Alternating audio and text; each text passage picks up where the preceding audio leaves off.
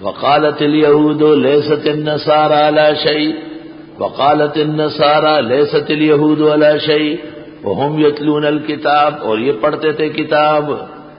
توبہ. كذلك قال الذين لا يعلمون مثل قولهم، اسی طرح کہنے لگے وہ لوگ جو جانتے نہیں تھے ان کی طرح باتیں، مثل قولهم ان کی طرح باتیں. فاللہ یحکم بینہم یوم القیامہ، پس اللہ فیصلہ کرے گا ان کے درمیان قیامت کے دن، فیما ان مسائل میں کانوا فی یختلفون، جس میں یہ اختلاف کرتے تھے. دیکھ، اختلاف جو علم کا ہے، دلیل کا ہے، وہ علماء دین کا حق ہے. امام ابو حنیفہ، امام مالک، امام شافعی اور امام احمد میں بھی اختلافات ہیں، مذاہب میں بھی ہے، لیکن اس پہ عوام کو نہیں لڑایا جاتا ہے. علماء دین کو چاہیے کہ اختلاف کو اپنی حد تک رکھے، عوام کو یا شاگردوں کو اس کی وجہ سے نہ لڑائے.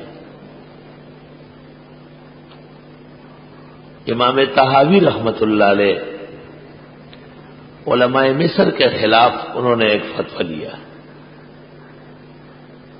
اور مصر کے تمام علماء پر واضح کیا کہ تم غلطی پر ہو. بادشاہ مصر بہت خوش ہوا اور امام طحاوی کا گرویدہ ہو گیا اور اس نے ایک محضر جمع کیا اور اس محضر میں علماء کو جمع کیا اور اپنے ساتھ شاہی تخت بچھایا اور اس تخت پر امام طحاوی کو بٹھایا. علماء سب نیچے بیٹھے تھے، بڑے بڑے علماء تھے. امام طحاوی کے دل میں گزرا کہ عوام کی اصلاح ایک عالم سے نہیں ہوتی، تمام عالموں کا حق ہے. اب میری اس تنقید سے ان علماء کی بے حرمتی ہو گئی. امام طحاوی نے اعلان کیا کہ میں نے دوبارہ غور کر لیا، علماء کا مسئلہ صحیح ہے اور میرا غلط ہے.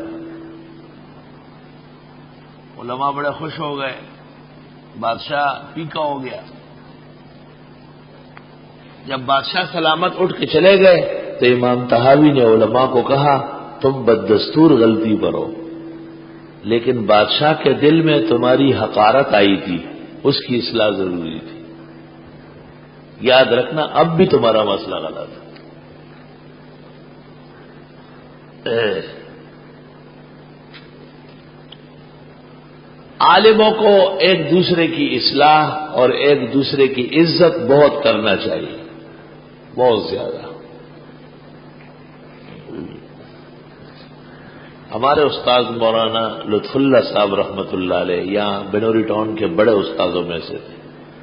حضرت بنوری نے شروع میں بخاری ان کو دی تھی، 7 سال پڑھایا. اس زمانے میں شیخ القرآن مولانا غلام اللہ خان آتے تھے اور شعبان میں کرایہ تقسیم کرتے تھے اور بنوری ٹاؤن کے طلباء راولپنڈی شیخ سے ترجمہ پڑھنے جاتے.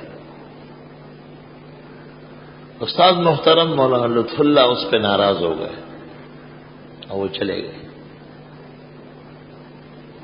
شیخ القرآن مولانا غلام اللہ خان کو پتہ چلا اور یہ پتہ ان کو 10-12 سال بعد چلا. وہ جہانگیر آیا ہے. حضرت الشیخ استاد گرامی قدر مولانا لطف اللہ سے ملاقات کی اور ان کو یہ نہیں کہا کہ آپ بنوری ٹاؤن چھوڑ چکے ہیں، بلکہ ان کو کہا مجھے بعض بزرگوں سے پتہ چلا کہ میرے کچھ مسائل پر آپ ناراض ہیں اور آپ نے حضرت الاستاذ مولانا انور شاہ سے مجھ سے 5-6 سال پہلے دورہ پڑا ہے. لطف اللہ صاحب فاضل تھے 1927 کے، شیخ القرآن فاضل تھے 1933 کے یا تھوڑا سا 32 کے. 1933 یہی شاہ صاحب کی وفات کا سال ہے.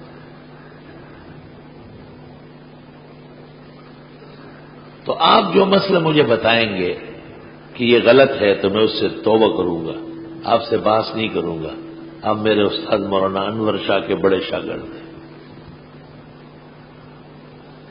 حضرت نے فرمایا کہ مغرب کی نماز پڑھا لو. ان سے نماز پڑھائی. پھر مغرب سے عشاء تک بیان کروایا، رات کا کھانا کھلایا کہ کوئی اختلاف نہیں ہے، السلام علیکم، رہو تو سو جاؤ ورنہ جاؤ، انہوں نے کہا میں جاتا ہوں۔ علماء کبھی بھی اختلافات کو ہوا نہ دے، یہ اچھی بات نہیں ہے۔ مولانا غلام اللہ خان نے تقریر کی زبردست، ان کی عادت تھی ہر حکومت کے خلاف زبردست، اللہ کے شعر تھے، گرجتے تھے۔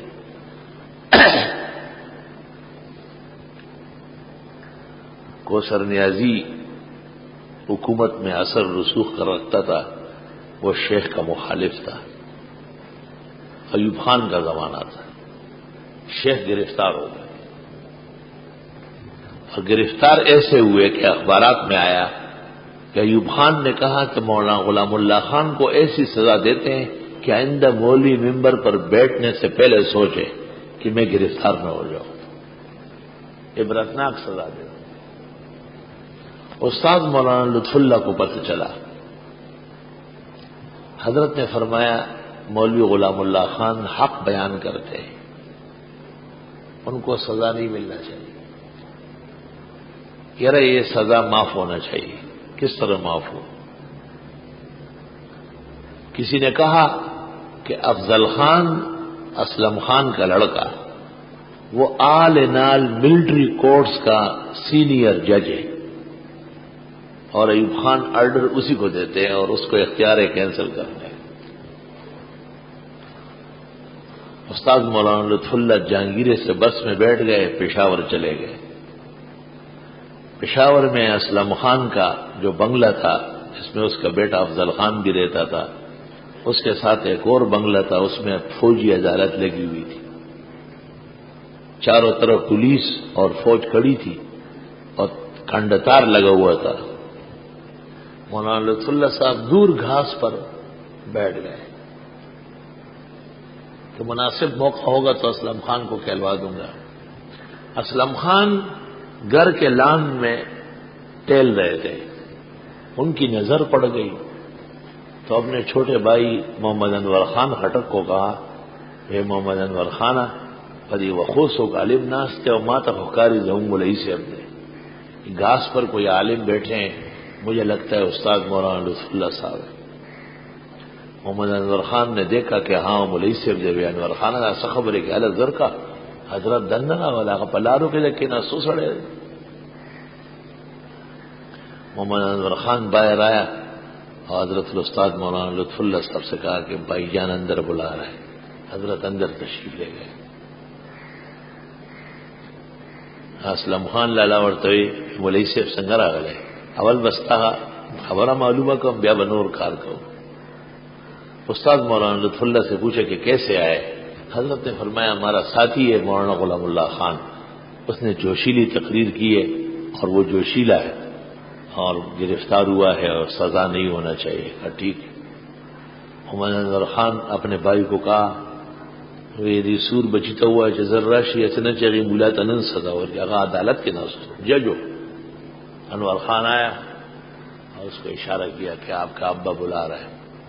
وہ عدالت چھوڑ کر ہر طرف فوج کھڑی ہے، اندر گئے۔ استاد مولانا لطف اللہ کو اسلم خان نے کہا کہ آپ اپنا قصہ دوبارہ سنائیں۔ انہوں نے پورا قصہ سنایا تو افضل خان فوراً اٹھا۔ ہمیں ابھی بھی باپ نے اس کو کہا بات خبر ہو رہا زان پوئے کا آغا عالم با فوجی گاڑی کی کینے اور پروٹوکول سره به خپل مدرسې ته ورسه چا خپل دفتر ته ورسي بیا په د وارلس باندې مولانا صاحب سره خبرې کوي د تبال وای چې د کوم مهنت کولو هغه ته فائدہ ورسېده او کو نه رسېده چې مولوی صاحب مطمئن شي بیا به تاسو سره خبره کوو۔ ایسے ایسے لوگ بھی جنت کماتے ہیں۔ خدا کی قسم اسلم خان کی قبر سے جہانگیرے میں گزرتے ہوئے میں 2 منٹ رکتا ہوں اور فاتحہ پڑھتا ہوں کہ اس کے دل میں علماء کی بڑی عزت تھی، اور آج درس تفسیر میں یاد کر کے ان کی مغفرت کے لیے کافی ہے۔ اتنے لوگوں کی شہادت اللہ رد نہیں کرے۔ افضل خان گیا اور اس نے استاد مولانا لطف اللہ صاحب کے کہنے پر فوج کو آرڈر دے دیا کہ مولانا غلام اللہ خان سے مقدمے ہٹا دو۔ اور ان کو فوجی گاڑی میں بٹھاؤ، راجہ بازار تعلیم القرآن پہنچاؤ۔ 4-6 گھنٹے لگے ہوں گے جو بھی لگنا تھا۔ وہ اپنی جگہ بیٹھ گئے، پھر وائرلیس ملایا گیا، استاد مولانا لطف اللہ صاحب کو دیا گیا۔ شیخ القرآن نے حضرت صاحب کا شکریہ ادا کیا اور حضرت نے اسلم خان کا شکریہ ادا کیا۔ استاد نے اجازت مانگی تو اسلم خان نے کہا بولے اسے ستاکار ہوش ہو اس ومن کار بکے روڑائی بما صرف رہے نن بٹول رستے رہے سار بدے عمدہ افضل خان سور بچے دے بتا بوزی فوجی گاڑی کی وجہ کلی طرح سے حضرت پر تو دا بس زبردہ گرمی تیار اور ڈوڑائی خورم اور بس کی وزم ماں بنور نہ کھڑا ہے بس دھماکار ہوش۔ جب استاد مولانا لطف اللہ رخصت ہو گئے تو اسلم خان نے اپنے بھائی انور خٹک کو کہا کہ محمد انور خانہ کہ تو سور کا پھرے کا نا خدا عالمان و قدر بگورے مکمل کے دیکھے بکا بہنے کے تو تم خود جس طرح بھی خراب ہو مگر عالم لوگوں کا احترام ہمارے اوپر فرض ہے، وہ ہمیشہ ہم کریں۔ اونچے گھرانوں کی اونچی باتیں ہوتی، کلام الملوک ملوک الکلام۔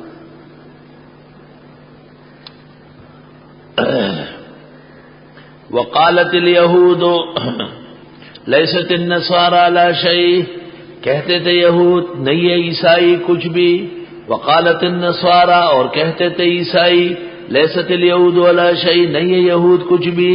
یہ تجاوز ہے حد سے۔ ہم اپنی درسگاہ میں کہتے ہیں کہ امام شافعی امام ہے رحمت اللہ علیہ، اختلاف ہے لیکن اختلاف رحمت ہے۔ آج میں اس طرف بھی آپ کو توجہ دلاتا ہوں کہ اختلافات کو ہوا دینا کارنامہ نہیں ہے، بلکہ اختلافات کو اتفاقات اور محبت کی نظر سے دیکھنا اس میں فائدہ بہت زیادہ ہے۔ وَهُمْ يَتْلُونَ الْكِتَابَ اور یہ پڑھتے تھے کتابیں، دونوں والے کتابیں۔ كَذَلِكَ قَالَ الَّذِينَ لَا يَعْلَمُونَ مِثْلَ قَوْلِهِمْ اس طرح کہنے لگے وہ لوگ جو علم نہیں جانتے تھے مانن ان کی باتوں کے۔ جب علماء اختلافات میں تجاوز کریں گے تو عوام بھی پھر کوتھی دا کبڈی دا کوتھی دا کبڈی دا جھگڑا شروع کریں گے۔ فَاللَّهُ يَحْكُمُ بَيْنَهُمْ يَوْمَ الْقِيَامَةِ بس اللہ فیصلہ کرے گا ان کے درمیان قیامت کے دن، فِيمَا كَانُوا فِيهِ يَخْتَلِفُونَ جس میں یہ اختلاف کرتے تھے۔ کیا امام ابو حنیفہ نے جو کہا ہے کہ امام کے پیچھے فاتحہ پڑھنا گناہ ہے، اور امام شافعی نے کہا ہے کہ اگر امام کے پیچھے فاتحہ نہ پڑھے تو نماز کو خطرہ ہے، اس کا سوال ہوگا قیامت کے دن۔ حقیقت یہ ہے کہ اس کا سوال نہیں ہوگا، کیونکہ اس کا فیصلہ دنیا میں پیغمبر نے اس طرح کیا کہ مجتہد جب اجتہاد کرے اور وہ صحیح نکلے تو اس کو 2 نیکیاں ملے گی، اور جب مجتہد اجتہاد کرے اور وہ غلط نکلے تو اس کو 1 نیکی ملے گی، تو ایک کو دوہرا اجر ہوگا، ایک کو 1 کھیرا ہوگا، اور دونوں جنتی ہے۔ کوئی اور شور شرابے کی قیامت کے دن حاجت نہیں ہوگی۔